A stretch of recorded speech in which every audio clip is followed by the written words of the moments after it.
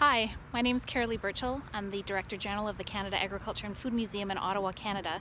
And today I'd like to take a few minutes of your time to share some of the lessons learned for our risk management plan when it came to our living artifacts, i.e. all of our herds, as well as some of the gardens and the other living exhibition areas and displays that we have across our site.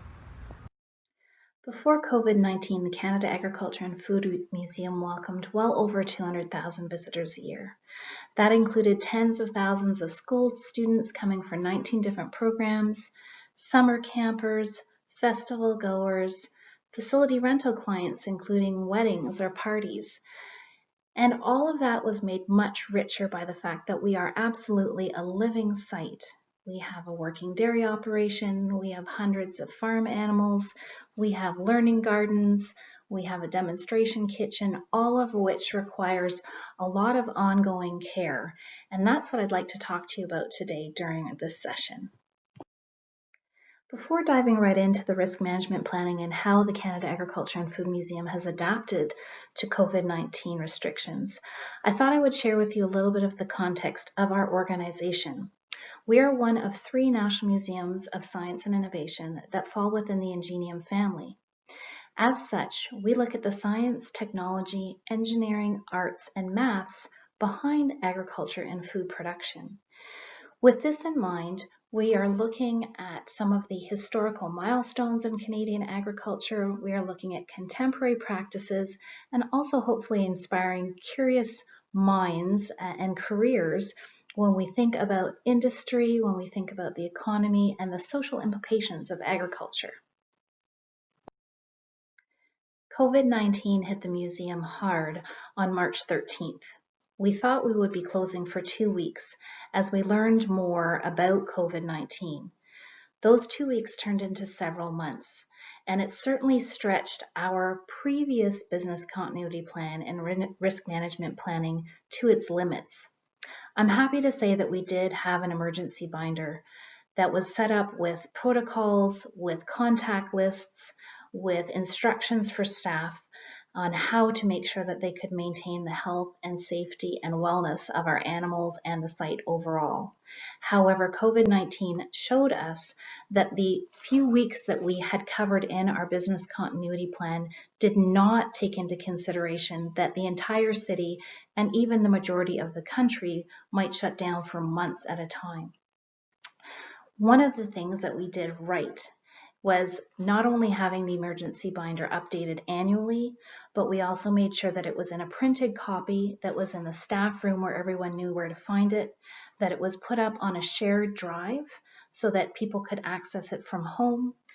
And for the first time, we did a massive cross-training exercise at the very beginning or even just before COVID-19 forced us to close. That meant that we had staff from across our organization that agreed to come in and learn how to care for the animals, what the feeding schedules were, how to maintain the site, and how to run much of the equipment that we depend on as a working farm. You'll see in these pictures several of our staff that represent a variety of functions across the museum. Phil would normally be taking care of our weddings and facility rental clients. Lindsay takes care of a lot of our distance learning program and off-site outreach. Renee is in charge of our summer camps and some of our favorite programming. Martin, who is holding the lamb, is actually our facilities manager. And Ariane is on the TMR cart. She would normally be in charge of daily demonstrations, but she made sure that she knew how to take care of the dairy operation in case any of our farm teams contracted COVID-19 and would not be able to come in. It's also important to know that at least in Canada, and I know for some of you around the world, that there were travel restrictions put in place. The Canada Agriculture and Food Museum straddles 2 provinces, and as such, we made sure that our staff that had to come in to care for the animals had travel permit letters. Finally, I think it was really important that the staff that continued to work from home during the closure felt connected and that they felt that they were helping to support those staff that continued to come in every single day to care for the site and for the animals. Another thing that we got right when it came to risk management planning was that we did make sure that ahead of the closure, we had a surplus stock, a surplus inventory when it came to the feed, to the materials and the medicines that the staff would need to care for all of the different animals on our site. We also invested in extra fencing. That might sound silly, but we knew that our public, especially if we were closed for a prolonged period, would get more and more curious and want to have more and more contact with those animals that are within visual distance. I can't stress strongly enough how important it was to keep updating the signage around the site. It might sound silly to say this, however, having those signs letting people know that it was not appropriate to touch the animals, that it was not appropriate to bring them food, was constantly being updated. Funny stories came up from security quite often of people just, I think, desperate to have some sort of interaction with another living thing, and they were letting themselves into some of the paddocks and penned areas. Obviously, that could have been dangerous for our animals and for them as they were traversing electric fences or other types of fencing. So I would certainly recommend for any of you with risk management planning updates to do to make sure that you consider if you did have to have reinforced fencing, if you need laminators for signs, if you need to make sure that you have any extra perimeter security, that you have that ready to go. Finally, I think one of the other things that we've managed to do right thus far with the COVID-19 restrictions is that we have been slowly reintegrating our roving interpretation, our site demonstrations. This, up until COVID-19, was probably what the Canada Agriculture and Food Museum was best known for. Visitors were assured that every single visit would be different, that they were using all 5 of their senses, everything from the obvious sights and smells and touch on a farm, but also with taste and having a demonstration kitchen. We had to manage those expectations when we reopened, and I think thus far we've had a fairly good mix. When the staff feels it's appropriate, and certainly after the first few weeks when visitors and members had become accustomed to the new rules and restrictions on the site, we have been able to layer back in some of that engaging conversation and, more importantly, dialogue with our guests. I love this picture of one of our chicks. I'm pretty sure this is how I looked most mornings as I checked my emails or listened to voicemail to see what new challenges COVID-19 was bringing on a daily basis. Hindsight being 2020, we certainly have a wish we could do over list. That would start first and foremost with a much more robust social media plan. Social media meaning everything from all of the different platforms that we use to keep our visitors and our members and our publics, not only locally but nationally, updated about what's going on the site. That meant everything from the closure instructions to directions when we reopen to just regular updates on how the site and the animals were still thriving even though our public wasn't there to see them themselves. We also realized that with that emergency binder, we need to have more internal training videos done. The written instructions, the actual training sessions were certainly very helpful, but we're realizing every day that some informal videos on how to reset machines, on how to do some additional animal care would have been really helpful. And that's one of the things that we'll be working on over the coming months. We also would like to finish our livestock management plan. That is something that we had started before COVID-19 struck. But if we'd had it finished and in place, it would have helped us with knowing from our visitor experience team, our curatorial team, and our educators which of the breeds we needed to prioritize as far as keeping them on site, and where perhaps we could call if the situation had become any more dire and we were not able to keep all of our animals on site. And finally, from a planting perspective, We are an agriculture museum. We realize that we have gardens around the site that we didn't know at any given point until 2 or 3 weeks before when we would be reopening. But we knew that when we did reopen, unless it was in the winter months, that we were going to want to have some sort of green space, some sort of plant and food production underway. And we should have had a better planting schedule done up for that. One of the other areas that we really had not planned well enough is that Mother Nature will take a site back over. When we had less traffic on the site, both from a visitor perspective, a contractor perspective, and a staff perspective, we saw, for example, for the first time ever, that our play structure was overrun with weeds.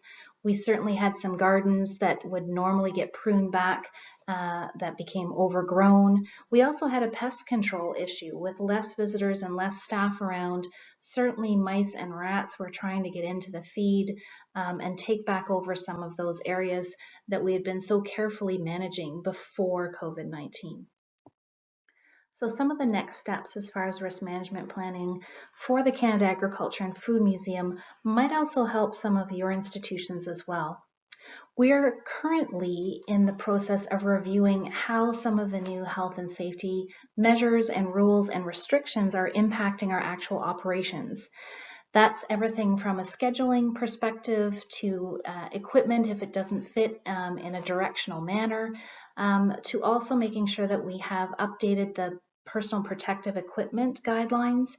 We now know that there are certain tasks in the farm operations that are better suited to a visor compared to a mask, compared to scheduling some of those activities when there is no one else around and the staff can do that in the safety and security of not having to be impeding their physical efforts.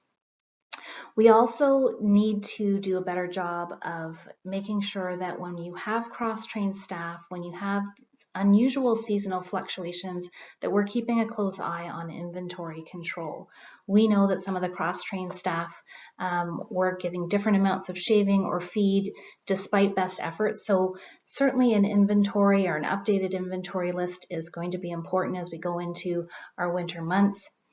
And we definitely need to do a better job when it comes to partnerships, as you'll see on the next slide.